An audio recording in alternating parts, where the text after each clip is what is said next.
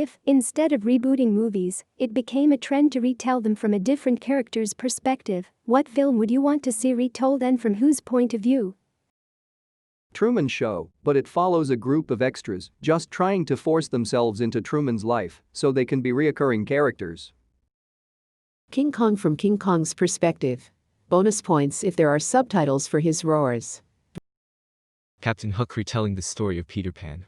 The tale of Hook rescuing a bunch of kidnapped children by a psychopathic demigod that tricks children into following him into a war against adults. Not a movie, but I'd like to see Pokemon from Team Rocket's perspective, are working for this crime organization, probably just trying to pay the bills, and some punk kid with an electric mouse keeps kicking your ass, or even like in the games, they should make one where you play as the TR grunt and start with a Rattata coughing, and keep running into this trainer. Hot Fuzz, but from the perspective of the neighborhood watch. 500 Days of Summer, from Summer's perspective. Willy Wonka from the point of view of an Oompa Loompa who is working to ignite a slave rebellion amongst his people. Mean Girls, as told by Regina George. Frozen. Where was his super suit? Top Gun from Iceman's perspective. Maverick's the asshole in that movie. Forrest Gump from Jenny's perspective. Edit. SP. John Wick would become a horror film. Matrix, but from the perspective of a regular police detective trying to stop the murder spree of these crazy people who kill everybody without reason. At one point he would interrogate Neo. So you believe that nothing is real? That's why you can kill random people? Because they don't exist? No. The world is fake, but the people are real. And you kill them anyway? Ferris Bueller but Cameron. Jurassic Park Lost World, except from Injun's perspective. Mulan from Captain Li Shang's point of view. He starts having feelings for one of his soldiers, thinking he's gay. Then he finds out that Ping is actually a girl in disguise. Good news, I'm not gay. Bad news, I'm supposed to chop her head off. It's a Wonderful Life from Mary, the wife's point of view. Married to a dreamer with fits of depression, while raising 4 kids, rebuilding a beautiful old Victoria house, helping him make his dream passion of helping his community come true and trying to protect him from his loser uncle, all while watching him spiral into a deeper and deeper depression. Will she be able to help him out of it? Edit. Change dream to passion. Ender's Shadow did this exact thing with Ender's Game, done by the original author, no less. Lord of the Rings trilogy from Soren's perspective. 1. Your order has been dispatched. Unfortunately, it is delayed due to being misplaced in transit. 2. Your order is out for delivery. Please be in between the hours of November and January to sign for your package. 3. Your delivery has been placed in a safe place. Despite being home, I did not hear the bell, and oh no. It's been tossed over the back wall and ended up in my pond. Beauty and the Beast from Gaston's perspective. I just reread Hunger Games and Peeta, Haymitch, Finnick, or Cinna's perspectives would be fun. Katniss is very inside herself, and so the movies are more open to the reality of the situation than the books. I'd like a Harry Potter story from the last year at Hogwarts when the trio wasn't there, like maybe Ginny and Neville. Pepper Potts from the MCU could be fun. I really need Weekend at Bernie's from Bernie's POV. Twilight, from the father's view. It would actually be interesting, and not derivative smutty shit. Supernatural creatures seem to be lusting for this man's daughter, as he tries to research everything he can, keep it secret from his daughter, who's obviously under the sway of supernatural influence, therefore cannot be trusted. He collects evidence, tries to prove it to fringe people, and eventually rational scientists, all while unearthing an ever deeper and more terrifying secret society of actual blood-drinking vampires that controls the globe. I'd watch the fuck out of that. The Matrix from Agent Smith's view. Constantly trying to quell the stupid human insurrection. Toy Story. Andy, a young boy who enjoys playing with his toys in his spare time, often wanders into his room to find things off. Something may have moved, a toy may have vanished only to reappear the next day. Voices are heard from his room from the ground floor, only to hear a slight panic, then silence whenever he approaches the room again.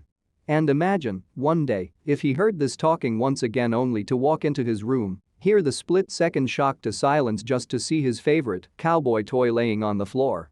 Only this time, just before he laid his eyes on the toy, he could see in the corner of his eye the left hand of Woody just slightly flop to the ground. Flop to the ground as if he just fell. But how could a toy fall if it was laying on the ground to begin with? That's if it was laying on the ground the whole time. He begins to think that he is never truly alone in his room anymore, and those beady toy eyes that face him in the night while he's sleeping aren't just facing him out of chance. They're watching him. They're looking. Andy isn't alone. Nor was he ever alone. This is the tale of a boy who loses his mind at the thought that he has never been alone for his entire life, and that the friends he made growing up may be a little more real than he first thought. A little too real. Titanic, anyone in the poor section. There's a novel about it called So's and it's amazing. Fight Club from the view of Marlowe. Edit. Till I need to read the book and stop listening to fan theories on Reddit. Saving Private Ryan from Private Ryan's point of view. It's most just him slogging in the army until Captain Miller shows up. Thor. The Dark World, but from Loki's perspective, since he was the only character in that movie with a character arc. I want to know R2-D2's perspectives. Any movie with big fight scenes and massive destruction. I want a pop from random people who are in the middle of it like a small business owner. Just a dude going about his daily routine, then boom. A random car comes through, and he has to deal with the aftermath. Spirited Away from No Faces POV. Silence of the Lambs from Lecter's POV with backstory etc. That crazy guy from Bird Box who forced people's eyes open. Seriously, I want a story about what he actually saw and why he wanted people to see it so bad. Edit. This post had like 100 upvotes when I wrote this, didn't know some random thought I had about a movie would get so many people talking about it, and that is really cool. There's a hilarious recut of the Mrs. Doubtfire trailer that sells the movie as the harrowing tale of a divorced wife and her new boyfriend being stalked by an obsessive cross-dressing ex-husband. Chilling. Coraline, but the cats are YB's view.